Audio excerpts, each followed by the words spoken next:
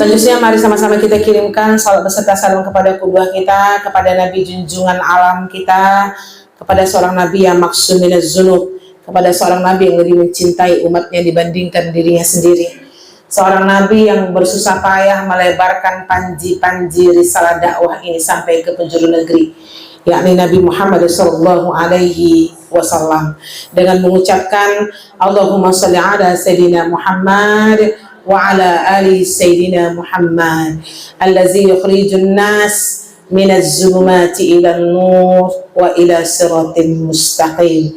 Assalamu alayka ya Rasulullah, assalamu alayka ya Habiballah. Baik, ummahati fillah, sekarang kita berada di bulan yang sangat luar biasa. Silahkan mic-nya mana nih? Satu lagi nih. Oke. Sebutkan apa yang ibu ketahui tentang bulan haram ini. Bulannya kek, amalannya kek, untuk mereview lagi. Kita kalau nggak diingatkan pasti lupa, Bu. Dari Uni nih. Segala amal perbuatan dilipat gandakan. Oke, lanjut. Amalannya juga boleh, bulannya juga boleh. Pokoknya apa yang ibu ketahui tentang bulan haram? Bulan dilarang bersedekah atau berbarang. Oke, bulan nggak boleh baca kak. Salah satu bulan yang mulia di antara 4. Bulan mulia ada 4. Nah, sebutkan kan ada satu-satu. Jangan diborong, Bu. Kasihan kawan-kawan. Dilipat gandakannya perbuatannya. Udah stop. Dilipat gandakannya perbuatan baik. Boleh ini terus. Kalau amal buruk juga dibagi. Amal buruk juga dilipat gandakan. Kan jadi terpatri kan? Ah, hati-hati nih yang begibah sekarang. Kan? Hadis sahih dalam Quran surat At-Taubah. Surat At-Taubah. Bulan yang memiliki keistimewaan. Keistimewaan ibadah. Terus. Di salah satu bulannya ada 10 hari yang sangat mulia. Salah satu bulan haram itu ada 10 hari yang mulia ya. Ada 2 yang 10 hari mulianya nanti tuh. Muharram kan masuk ya? Oke, terus. Berkurban. Oke, lanjut Bu Sri. Jangan takut Bu, apa aja. Kan bulan haram itu bukan Zulqa'dah saja kan? Nah, kita ulang lagi biar kita semangat. Tidak boleh menzalimi diri sendiri. Tidak boleh menzalimi diri sendiri. Adanya hari Arafah. Ada Arafah di bulan haram. Bulannya Bu lagi disebut dulu nih. Bulan haram ada 4. Satu aja. Bulan Zulhijjah. Oke, jangan diborong, masih ada 3 lagi. Tidak boleh menaruh dendam. Tidak boleh naruh dendam. La tuzlamuna anfusakum.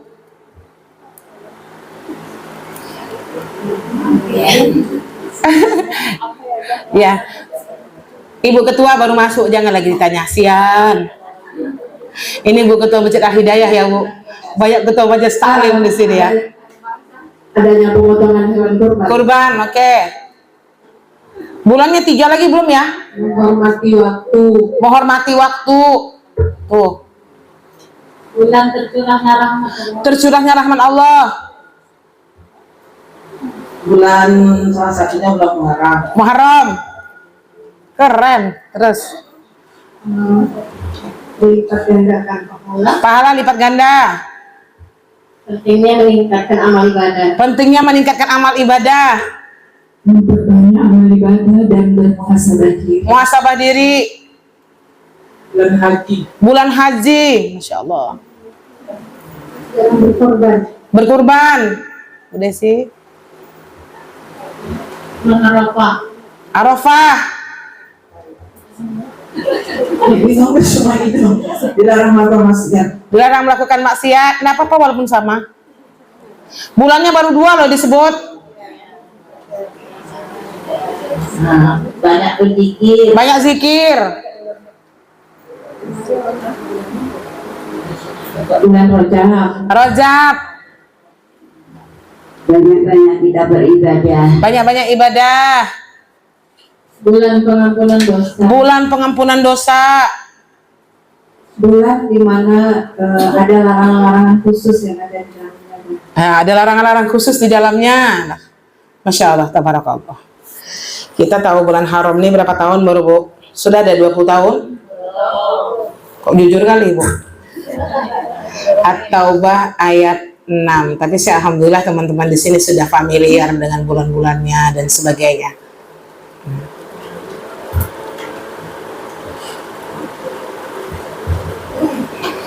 Tazkiyatun nafs aja lah hari ini dulu ya Bu Neng. Pekan depan saya lanjutkan fikihnya Bu. Nah, setiap sekali kita kaji ini. Saya mau ngaji Bibi yang dicinta Allah.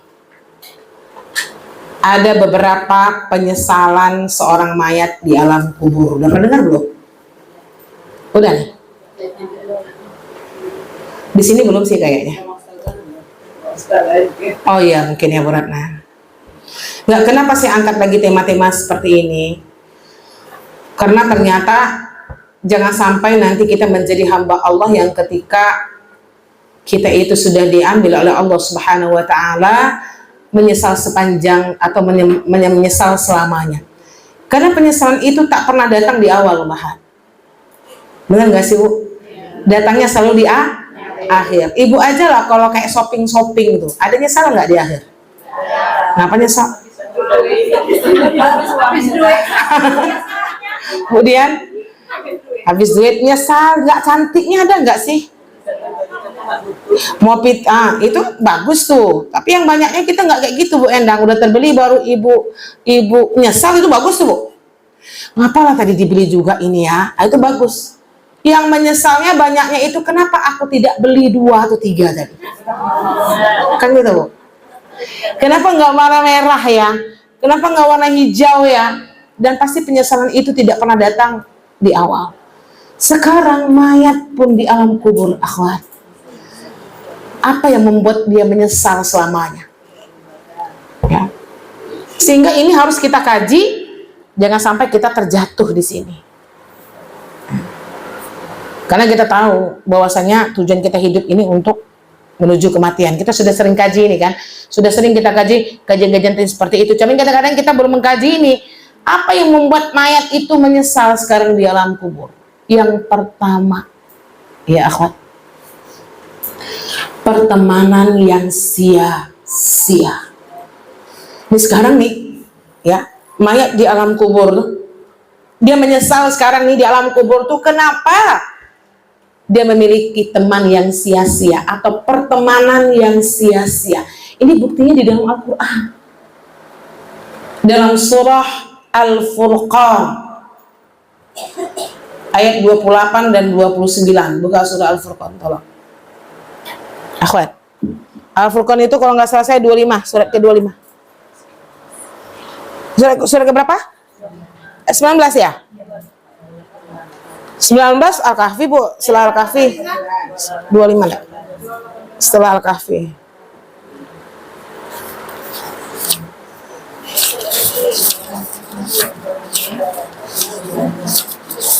Suratnya 25 Bu Sri. Benar 25. Baca artinya tolong akhwat. Kita tafsirkan ini. Iya, itu dia. Boleh. Wahai celaka aku, sekiranya dulu aku tidak menjadikan si fulan itu teman akrabku. Sungguh, dia telah menyesatkan aku dari peringatan Al-Quran ketika Al-Quran itu telah datang kepadaku. Dan setan memang pengkhianat manusia. Baik, Subhanallah. Ada nggak situ penyesalan? Apa katanya? Andaikan aku. Berarti itu penyesalan nggak sih?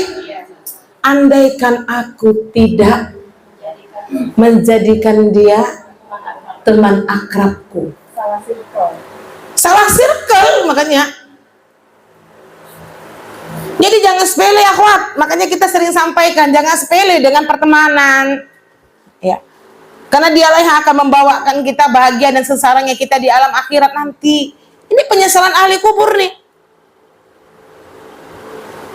Jadi sekarang kita nih, kalau yang kita anggap pertemanan kita dengan teman kita sia-sia tuh, yang membuatkan kita lupa dengan Al-Quran, membuat kita lupa dari jalan Allah, tinggalkan aja. Itu kerjaan setan memang kan. Karena kita tahu akhwat 75% keimanan kita tuh sangat tergantung dengan sahabat dan circle kita. Benar nggak? Ini sahabat, saya nggak bilang teman. Kalau teman kan kemarin kita udah kaji, teman itu semuanya teman. Cuman ketika kita ingin hijrah mendekat kepada Allah, itu butuh circle. Dan jangan sampai kita banyak lagi pertemanan yang sia-sia. Oke, kita mulai dari belakang dulu, Bu. Bu, saya lupa sama kakak. Ini Bu Reni, belakang siapa, Bu? Sebelah Bude siapa?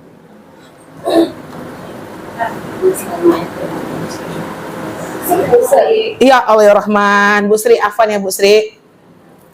Bu Sri, coba Bu Sri sebutkan standar kapan pertemanan itu sia-sia. Satu aja, Bu.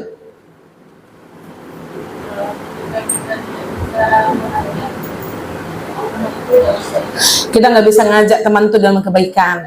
Oke. Kan Ibu punya teman nih, kan gitu kan sekarang kan? Kapan menurut Ibu standarnya ini pertemanan sia-sia nih, udahlah, kan gitu.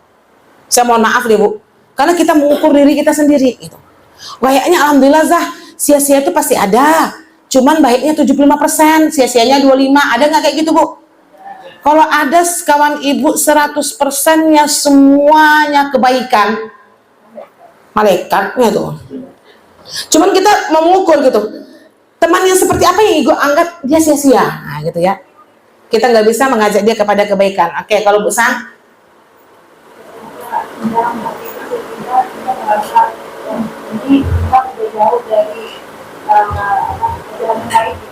Berarti terasa kayak gitu ya? Ketika kita berteman dengan orang, wah, kalau sadar nggak apa-apa Bu, nggak jadi menyesal. Takutnya kita nggak sadar dan menikmati gitu ya. Bagusnya jadi ketika kita berteman dengan dia, misalnya kan nampak ini kayaknya udah jauh nih. Apalagi tuh Bu, kalau di luar itu nampak kali persirkelannya itu. Nampak kali. Dia dulu kalau sholat itu kan di awal waktu. Selalu kalau misalnya habis ngaji itu ada terus bunda tuh di masjid tuh kan. Sholat di bareng saya. Sekarang udah nggak ada lagi. Sampai saya panggil. Bon, kok udah jarang sekarang. Itulah Zah, saya ini memang sering gila-gilanya nih Zah. Paham aja lah Zah. Itulah Zah, memang berat kan Zah mempertahankan istiqomah. Memang begitu manusia. Oke, kalau Bu Desi, kapan menurut Ibu teman itu sia-sia? Kan gitu. Selalu berkumpul, kalau kita suka berkumpul dengan orang-orang yang gosipnya lebih banyak. Oke. Oma. Susah mengajak orang sholat untuk musola, apa katanya? Kalau hari biasa pahalanya sedikit, kalau bulan puasa itu maka banyak, makanya kami musola. Oke. Tapi itu ketika kita berdakwah ya. Oke. Ini sekarang gini maksud saya, kan Ibu punya teman nih sekarang, gitu kan? Kapan Ibu melihat itu pertemanan itu sia-sia bagi kita? Nah, gitu. Oke, udah. Diajak ke majlis-majlis Ibu nggak mau, jadi saya jaga jarak. Oh, keren. Kasihan tapi Bude. Maunya kita yang berdakwah, jangan jaga jarak. Apabila sama kita, dia kan bila perlu membutuhkan kita, Bu, teman itu kan ada 3 macam pertemanan itu. 1, dia menjadi makanan bagi Ibu. 2, dia cuman jadi obat. Yang ketiga, dia jadi penyakit. Nih, Ibu harus pilih-pilih nih. Nah, berarti Ibu jadi obat aja mungkin tuh. Kalau dia ada maunya. baik tadi. Kalau nggak kita dibicarakan di belakang-belakang. Ustazah. Ibu-ibu harus jadi makanan bagi teman-teman ya. Kalau makanan itu kan dibutuhkan setiap saat kan. Kalau obat Bu, kalau dia sakit aja dia datang, kan gitu nih. Kalau dia jadi penyakit,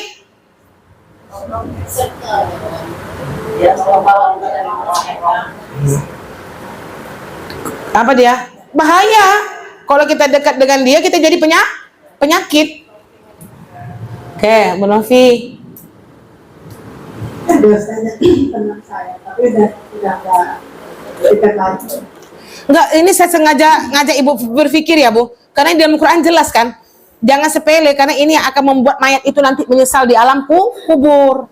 Dia tuh nggak sholat, terus dia agak sulit. Jadi kalau udah jalan, nggak masalah sih kalau saya yang ini. Cuma karena dia nggak sholat, saya kayak nggak ikhlas jadinya neraka. Bu, itu cara pandang kita kan, itu yang mau kita satukan dengan syariat.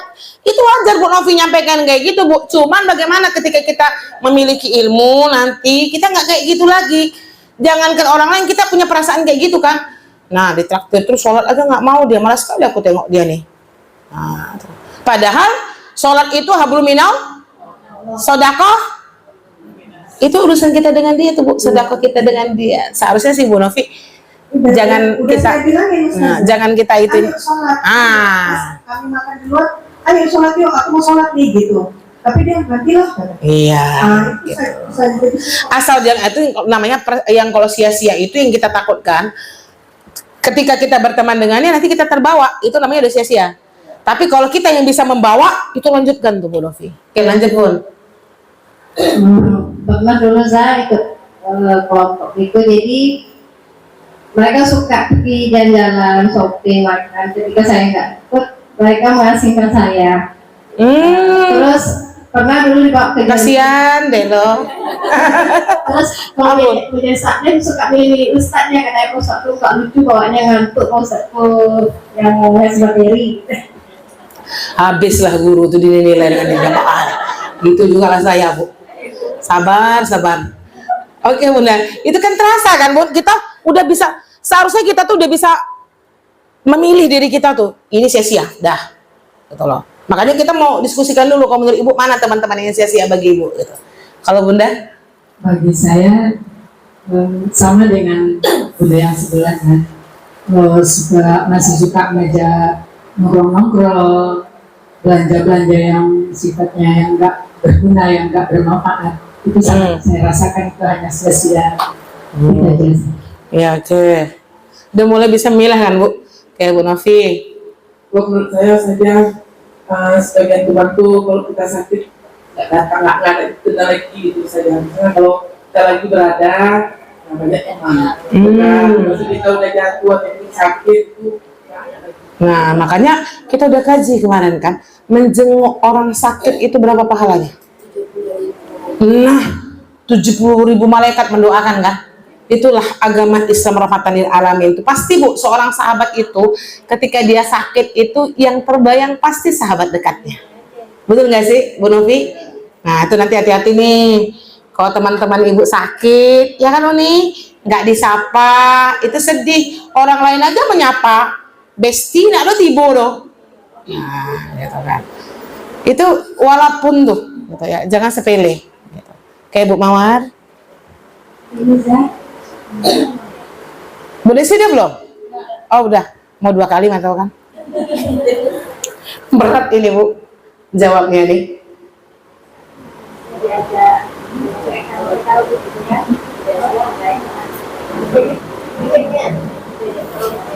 Oke, nggak mampu lagi nih kalau diajak karaoke itu waktu sia-sia. Kadang-kadang demi pertemanan kita pergi dengan alasan menghormati, kan gitu Bu ya. Oke, lanjut Bun. Gak apa-apa kita tafsirkan Furqan ini. Terus Bagi saya sahabat yang sia-sia itu adalah sahabat yang lain di hati, lain di mulut. Di depan kita ada yang baik banget. Kenapa nggak ada kita habis deh? Masya Allah. Emang Ibu tahu hatinya Bu? Iya. Masya Allah tahu ya. Orang Bu, teman-teman kita nih, gitu kan, manusiawi kan saya bilang kan. Jadi kalau di belakang kita biar aja lah mudah. Cuman di depan kita kalau dia lagi baik, dan di belakang itu kan kita nggak tahu, yang nggak baik itu yang ngasih tahu ke kita. Kan pasti kita dikasih tahu kan, Ibu jangan dekat-dekat lagi dengan dia Bu, dia ada mau aja sama Ibu, di belakang Ibu habis dijelekkan ya Bu. Nggak usah tahu Bu, nggak usah cari tahu, dan nggak usah dikasih tahu Bu kepada teman-teman kita kalau ada teman yang tidak menyukai kita. Oke Bu Dian.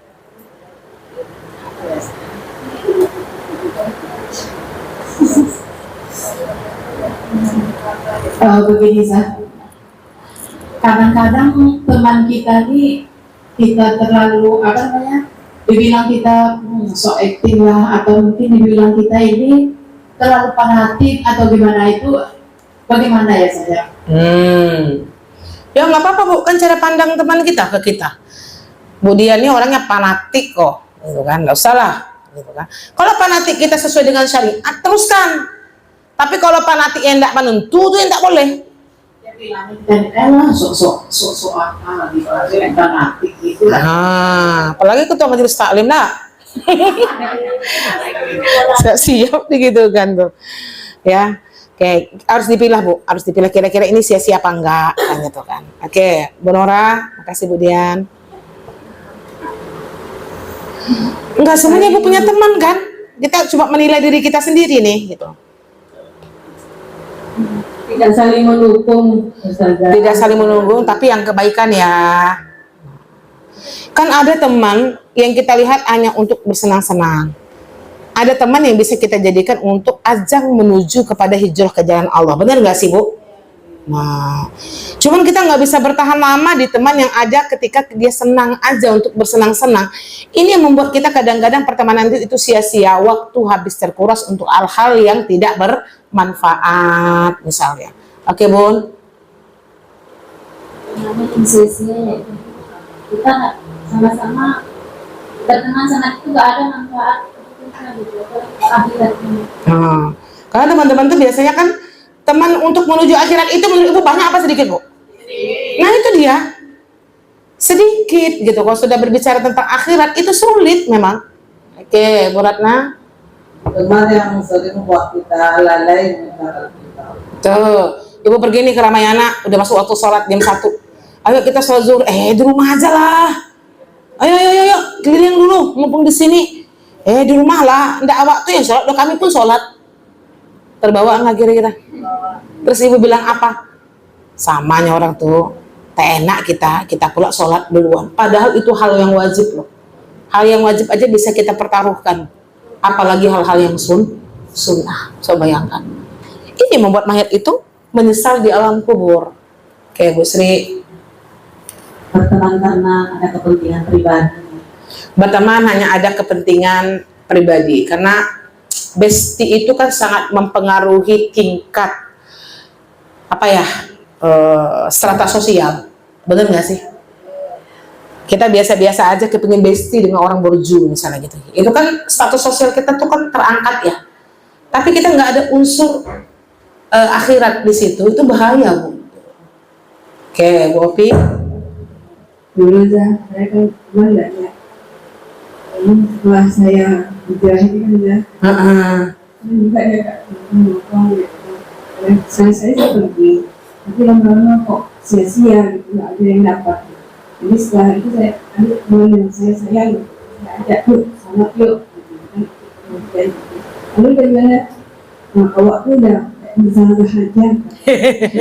Jadi setelah itu mereka Bagus tuh Bu. satu-satu pada pergi meninggalkan saya. Allahu Akbar. Allahu Akbar. Punya teman-teman di Sokofa, teman kita semua Bu Opi. Ibu, kadang-kadang kalau kita berbicara masalah hijrah itu yang banyak tidak membackup dakwah kita dan hijrah kita tuh ya teman dekat kita sendiri Bu. Harus kuat kita Bu Opi. Kuat ya Bu ya. Yang banyak nggak setuju tuh ya circle kita. Kayak Ustazah Opi itu. Nyo dulu siapa kan gitu kan. Itu terus dijual gitu kan.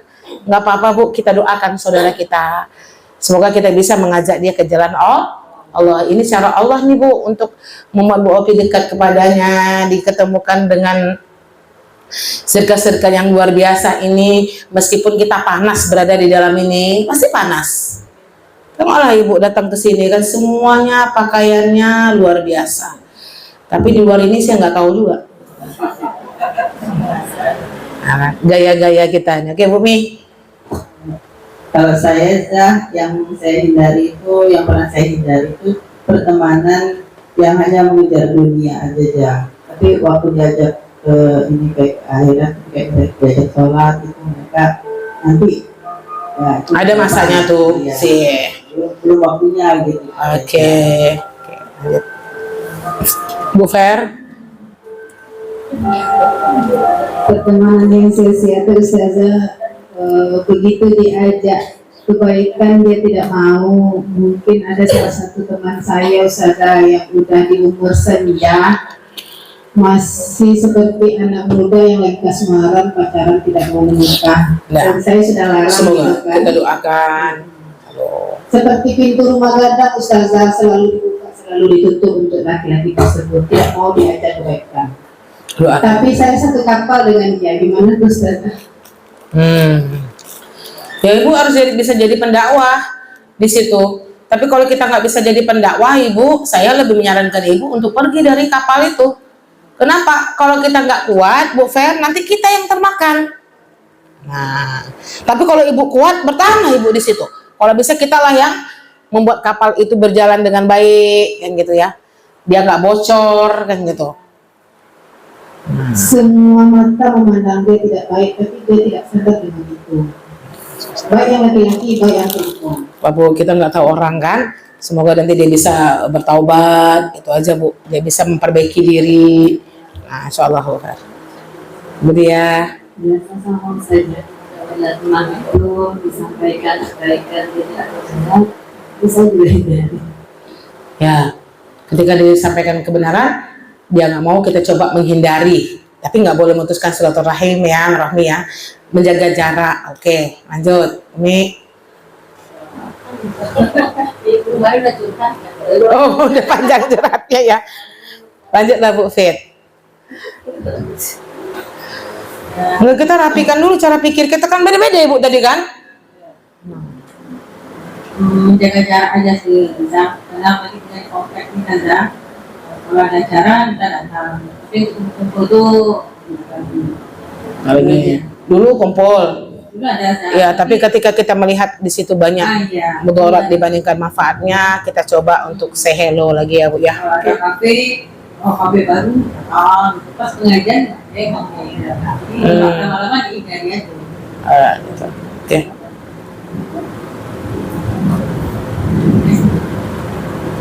Kalau saya aja yang selalu membahas yang tidak bermanfaat. Selalu membahas hal yang tidak bermanfaat, karena kita banyak lagi kerja untuk kedepannya ya Bu. Banyak lagi hal yang bisa kita lakukan yang lebih baik. Oke, ini jadi terbayang sahabat-sahabat lama kan jadinya kan. Udah terfilter aja Ustazah. Ande. Kalau kurang apa dihindari lagi, nggak banyak kawan juga. Tapi kadang gitu kan Uni. Alhamdulillah Bu, kalau Allah memfilter yang kayak gitu. Yang takut itu tadi, kita berada di dalam itu asik, tidak ada filter, akhirnya kita terbawa gitu loh. Makanya kita udah bilang kemarin, usia 40 tahun untuk kurangnya lagi circle, nggak akan kuat Ibu. Nggak akan kuat kita bersirkel banyak-banyak lagi dong. Cari circle yang membuat kita memang dekat kepada Allah Subhanahu wa Ta'ala. Oke, Bu Endang. Pertemanan yang sia-sia menurut saya itu pertemanan yang membuat kita jauh dari Allah. Jauh dari Allah. Oke. Kalau untuk usia ini yang dibutuhkan itu teman yang support kita untuk selalu dekat dengan Allah. Otomatis kalau yang banyak kesia-siaan itu juga tertolak. Udah tertentu ya, udah mulai terfilter ya Bu. Udah mulai melihat ini adalah oke. Bu Reni. Pertemanan yang sia-sia itu ketika kita bergaul teman itu lebih euforia ke arah yang kesenangan gitu. Banyak yang kan kayak gitu kan Bu Ren. Oke. Kesenangan satu yang bikin kita malas gitu. Tetapi dengan dia itu kita senang juga gitu saja. Tapi ya kita paksa diri untuk menghindari. Benar-benar. Siapa yang nggak senang dengan hiburan? Siapa nggak senang dengan cerita-cerita? Itu kan fitrah kita perempuan kan Bu. Makanya saya bilang kita harus memang pandai-pandai kali memilah-milih itu. Betul Bu, gitu kan? Oke. Saya pun gitu juga. Kalau ibu ngajak saya nonton, ikut saya. Nonton ya Allah, ayo. Memang begitu gitu. Ngafe yuk, ayo. Yuk iling-iling yuk, ayo. Karena itu fitrah perempuan. Tapi dia berusaha untuk memilah-milih. Tapi ibu jangan pula Bu punya teman yang datar aja. kerjaannya ngaji aja. Enggak juga, kan gitu kan. Sehingga dia tidak melihat dunia luar, itu nggak boleh juga, akhwat. Gitu. Oke, Bunda. Menurut saya ketika bersamanya membuat kita lalai. Tuh. Jauh terus banyak ribahnya. Ya. Karena saya nggak ada teman juga, saya sejak nikah juga saya kayak sering di rumah juga. Kadang ngumpul jadi ya nggak tahu, nggak ada teman saya. Baru ini sebenarnya. Ya, berteman. Harus berteman ya, Bu ya. Ini kenapa gitu? Iya. Ahrazu qad araftum. Dia nanti bisa menjadi syafaat buat kita di akhirat. Ya, terima kasih akhwat semuanya. Karena ini nggak mudah, Bu. Kenapa kita kaji ini? Kadang-kadang kita sepele nih dengan pertemanan, dengan circle ini. Padahal ini menjadi salah satu item membuat mayat itu sekarang dia menyesal di alam kubur. Mungkin kalau dia bisa balik berteman dengan orang-orang soleh, ya kan? Yang mengajak dia kepada kebenaran, yang mengajak dia kepada keimanan dan ketakwaan kepada Allah Subhanahu wa taala. Maka jadikan di Saqofah ini teman yang bisa mengajak kita kepada jalan Allah. Nggak neko-neko, Bu. Jangan neko-neko lah, orang Jawa bilang kan. Nah, ini yang pertama, akhwati fillah. Jadi sekali lagi ini yang pertama. Tapi nggak boleh pula kita, ini bahayanya ketika kita mengkaji ini, ibu selalu nanti merasa lebih baik dari orang. Itu yang saya nggak mau. Paham nggak sih? Nah, jadi kadang-kadang kan itu penyakit ahli ilmu dan ahli ibadah. Makanya kita ngajinya tuh tarik ulur nih, Bu. Penyakit ilmu dan ahli ibadah tuh ya kayak gitu. Dia merasa lebih baik dari orang. Paham bahasa saya kan? Oke, ini yang pertama ya. Yang kedua, ya. Apalagi yang membuat mayat itu menyesal ketika dia berada di alam kubur. Ini udah pernah dengar nih mungkin. Tidak bersedekah. Ingat nggak sih? Ibu cerita Sya'ban. Ada yang mau cerita nggak? Sya'ban ini siapa dia?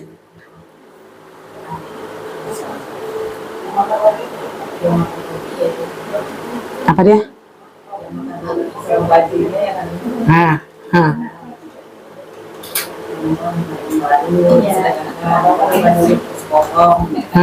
Terus. Jadi cerita Sya'ban ini kan sahabat Rasulullah kan? Allah menampakkan semua ketika proses sakaratul mautnya, pahala-pahala yang dia peroleh ketika dia melakukan kebaikan di dunia. Habis itu dia menyesal. Coba dulu surah Al-Munafiqun ayat 9-10. Nanti saya ceritakan cerita Sya'ban ini kalau sempat waktunya, Bu. Al-Munafiqun ayat 9 dan ayat 10 dulu.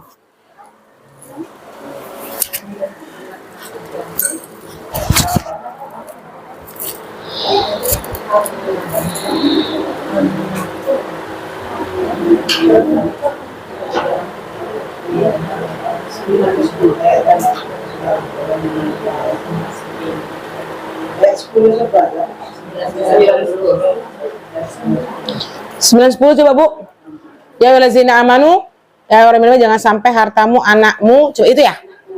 Itu coba artinya tuh. Terus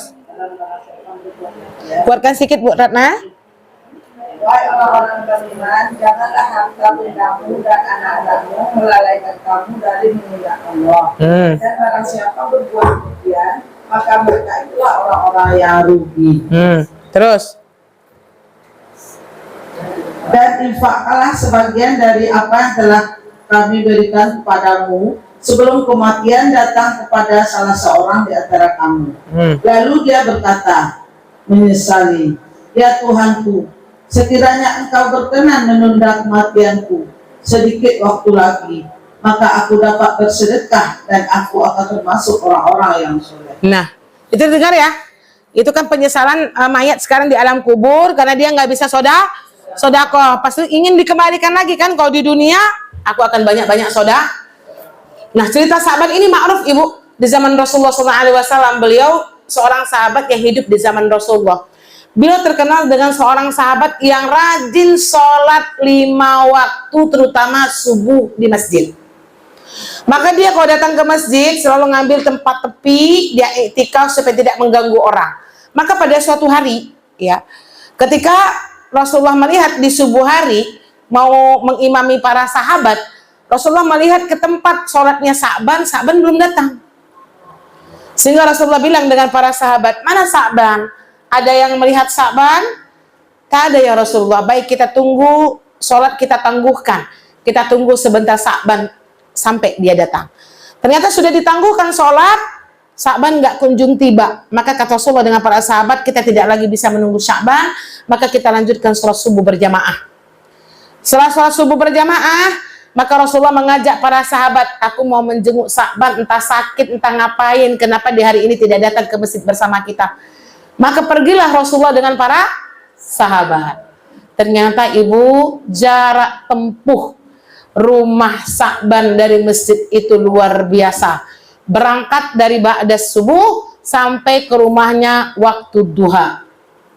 1 jam lebih kan perjalanan. Segitulah jauhnya Sa'ban untuk sholat ke masjid. Suami kita rumah depan masjid, anak kita rumah depan masjid. Sekali-sekali ceritakan tentang Sa'ban dulu. Nah, setelah itu sampailah di rumah Sa'ban. Ya Allah, jauhnya, kata Rasulullah, beginilah beliau menempuh jarak langkah kakinya untuk datang sholat berjamaah. Kemudian Rasulullah mengucapkan salam, ia menjawab istrinya, Waalaikumsalam ya Rasulullah. Mana Sa'ban? Aku tidak melihatnya subuh pagi hari ini untuk sholat berjamaah bersama kami. Biasanya beliau selalu sholat berjamaah. Kemudian apa kata istrinya? Sa'ban sudah meninggal dunia sebelum masuknya waktu subuh ya Rasulullah. Ternyata Sa'ban meninggal. Sa'ban itu nggak sholat jamaah ibu, karena dia sakit atau meninggal dunia. Kalau anak-anak kita dan suami kita kadang-kadang lebih banyak lagi nggak ke masjidnya daripada ke masjidnya. Jangan marah ya bu. Ini menjadi supaya kita tidak bosan untuk berdoa, anak laki-laki kita terutama, ya, dan suami kita. Nah setelah itu, apa kata istrinya kepada Rasulullah? Ya Rasulullah, tapi ada 3 kalimat yang diucapkan oleh Sa'ban kepadaku yang aku nggak paham maksudnya. Apa kalimat itu? Ya istri Sa'ban, apa yang dibilang Sa'ban kepadamu dengan 3 kalimat itu? Yang pertama, kenapa tidak jauh lagi? Yang kedua, kenapa tidak yang baru? Yang ketiga, kenapa tidak semuanya? Maka Rasulullah adalah seorang nabi diberikan karamah oleh Allah mengetahui cerita tentang Sa'ban ini, sehingga Rasulullah bisa menjawab pertanyaan istrinya. Yang pertama, wahai istri Sa'ban, kenapa Sa'ban mengatakan kenapa tidak lebih jauh lagi?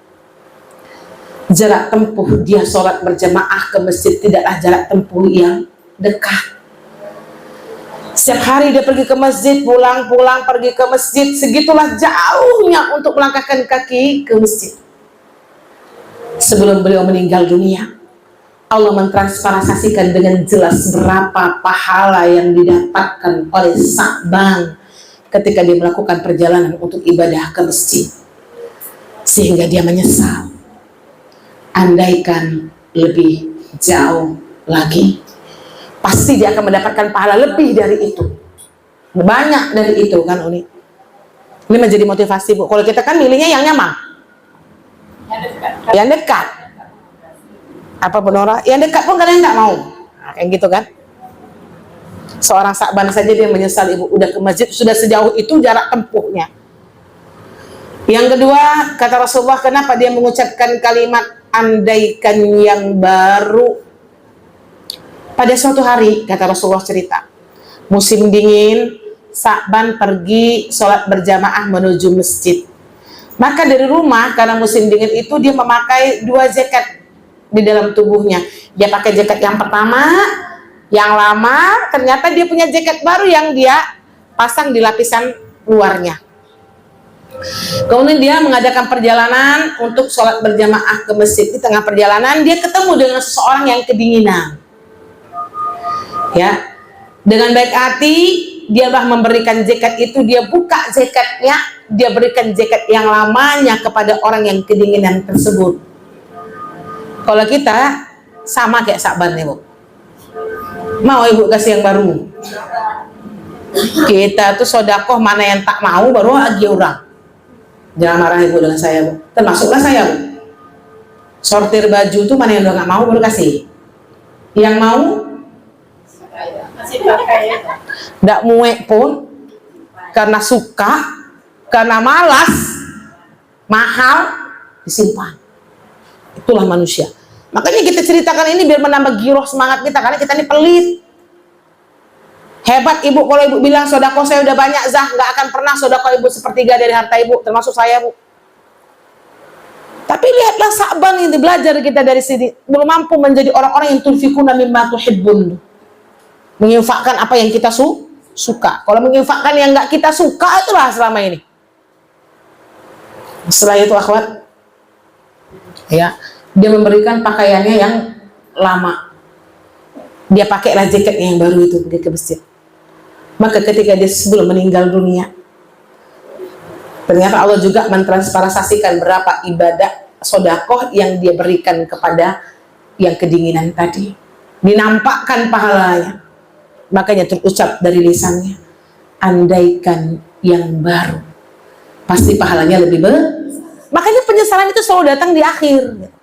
Begitu juga dengan Sya'ban. Itu aja udah baik tuh, Bu. Kalau awak tadi lagian kan enggak. Kok dingin mana mah gitu kan, kita dingin kali loh gitu kan, nggak bisa ya Pak gitu kan. Yang ketiga, andaikan semuanya. Pada suatu hari Sa'ban sedang sarapan tatana walul fatur di rumahnya dengan sepotong roti dan segelas susu. Ketika dia ingin mencelupkan roti itu ke dalam susu, menutup pintulah seorang pengemis. Assalamualaikum Sa'ban, dia bilang, aku sudah nggak makan 2 hari, maukah engkau memberikan makanan kepadaku Sa'ban? Langsung Sa'ban bilang, mau sebentar. Dia paruh rotinya menjadi 2 dan dia tuangkan susunya setengah kepada pengemis tadi, dan akhirnya mereka makan bersama. Setengah. Ibu bisa nggak jadi orang kayak gini, Bu? Pengemisnya enggak lo ibu kenal loh. Datang dia kan, mau nggak ibu ngasihkan roti ibu setengah? Saparampe itu setengah masih mau ya Bu ya. Ini kayaknya sederhana Bu, cuman kita balikkan diri kita memang jauh kali sodakoh kita tuh, termasuk saya pribadi. Maka ketika sebelum meninggal dunia, Sa'ban juga diperlihatkan oleh Allah berapa pahala yang dia peroleh ketika dia bersodakoh roti kepada si pengemis tersebut. Makanya terucap oleh Sa'ban, andaikan semuanya. Masya Allah. Inilah menandakan bahwasanya penyesalan itu nggak pernah datang di awal, Bu. Selalu datang di akhir. Kayak makanan aja sepele kan? Kita makanan di rumah itu yang kita kasih sama orang yang ibu suka atau yang ibu nggak suka. Jujur Bu. Sama kayak saya. Dapat kue, brownies, bolu pisang, bolu pandan. Anak saya brownies itu suka kali. Bolu pandan nggak begitulah. Bolu pisang nggak begitu. Mana yang kita kasih, Bu? Bolu brownies apa yang bolu pandan, bolu pisang? Itu brownies nggak usah dikasih ya Kak Uli. Adik-adik suka kasih aja bolu pandan dan bolu pisang sama tetangga. Coba dong belajar. Saya pernah itu Bu, browniesnya juga saya kasih. Coba Kak, kita belajar memberikan yang kita sukai. Brownies setengah, kue pandan setengah, kue pisang setengah. Anak saya Atika menangis. Browniesnya habis. Karena anaknya sudah banyak Bu. Brownies itu kan dia panjang kan? Sehingga setengah kasih orang, setengah tinggal anak-anak saya. Akhirnya dia nggak kebagian. Mana brownies tadi? Kenapa Umi kasih semuanya sama orang? Bagaimana kita belajar memberikan yang kita suka? Ini berat, jangan bilang ringan akhwat. Sa'ban yang ahli ibadah, ahli sodakoh itu menyesal, apalagi kita yang belum ada apa-apanya ibadah dan sodakoh kita. Salah berjuang akhwat, jangan sampai ini menjadi penyesalan kita di alam kubur. Belajar kita menjadi orang-orang yang cinta dengan sodakoh. Saya yakin kita semua sodakoh Ibu. kadang kualitasnya dan kuantitasnya yang masih sangat minim di dalam kehidupan kita. Mungkin 2 poin ini dulu, semoga bisa membuka mata hati kita, jangan sepele, karena ini termasuk poin-poin yang disesalkan oleh mayat sekarang di alam kubur, dan mereka tidak lagi diberikan kesempatan oleh Allah untuk beramal. Allahu yafiq, al-haqqi min rabbik. Assalamualaikum warahmatullahi wabarakatuh.